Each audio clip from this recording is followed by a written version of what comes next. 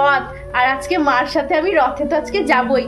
আর কত দিন হয়ে গেছে আমার পুতুল কেনাও তো হয়নি।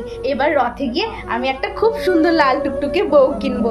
যাই মাকে গিয়ে বলি গা যে বিকালে আমাকে রথে নিয়ে যাবে নাকি। মা একটু শুনবে? হ্যাঁ, কি হচ্ছে বুলবুলি বল। তোমার সাথে আমার একটা কথা আছে। ও তাই, আমার পাশে এসে বস, কি বলবি শুনি। আয়, কি বলবি বল শুনি। বলছি কি মা, এবার আমাকে রথে নিয়ে যাবা তো আজ বিকেল বেলায়? রথ চলে আসলো, আমি তো জানিই না। এই বছর না বায়না করিস না, এই বছর আমি আর নিয়ে যেতে পারবো না, সামনে বছর নিয়ে যাব। এই বছরটা থাক, সামনে বছর নিয়ে যাব, বুঝলি? কেন মা, কেন যাব না? তুমি তো আগের বছরও এই একই কথাই বলেছিলা, তখন তো আমার পুতুলও কেনা হয়নি, আর এখন তো আমার কোনো পুতুলও নেই। চলো না মা, এই বছর যাই। শোন না, আগের যে পুরনো পুতুলগুলো আছে না, তুই দিস, আমি ওই জামাগুলো সব পাল্টে নতুন নতুন জামা পরিয়ে দেবো, দেখবি আবার নতুন পুতুল হয়ে যাবে। না না মা, আমার নতুন পুতুলই চাই, আমি নেব না ওই পুরনো পুতুলগুলো। আরে এমন করে বায়না করতে নেই রে মা, বায়না করতে নেই। শোন না, এভাবে বায়না করিস না, আমার হাতের অবস্থা একদম ভালো নেই, আবার সামনে বছর নিয়ে যাব।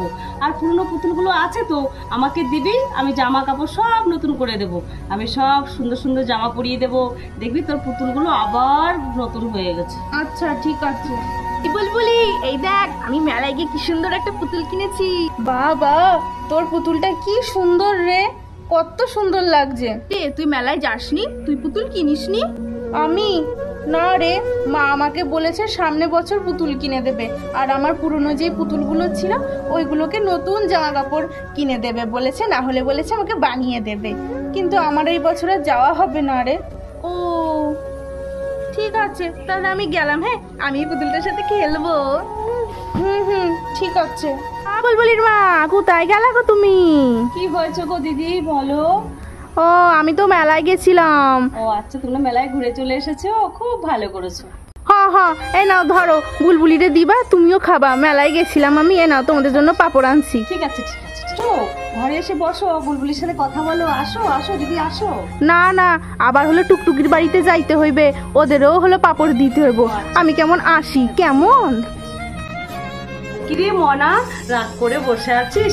এই দেখ, ওই পাশের বাড়ির কাকি তোর জন্য কত পাপড় পাঠিয়েছে, নি নি খা খা খা। দেখলে তো মা, সবাই মেলায় গেল, টুকটুকি তো কি সুন্দর একটা পুতুল কিনেছে, আর এই কাকিও দেখো গেল, আবার আমাদের জন্য আবার পাপড়ও নিয়ে এসছে। বলো তো মা, আমরাও যদি যেতে পারতাম, আমিও একটা সুন্দর দেখে পুতুল কিনতে পারতাম, তুমিও সবাইকে এভাবে পাপড় দিতে পারতে। আরে সব সময় কি হাতে পয়সা করি থাকে বল মা? নে নে, আর রাগ করে থাকতে হবে না, এই পাপড়টা খেয়ে নে। তোর বাবা যদি আসে সন্ধ্যাবেলায় বলবো আবার পাপড় নিয়ে আসতে, তাহলে আমি ভেজে দেবো তোকে, ঠিক আছে?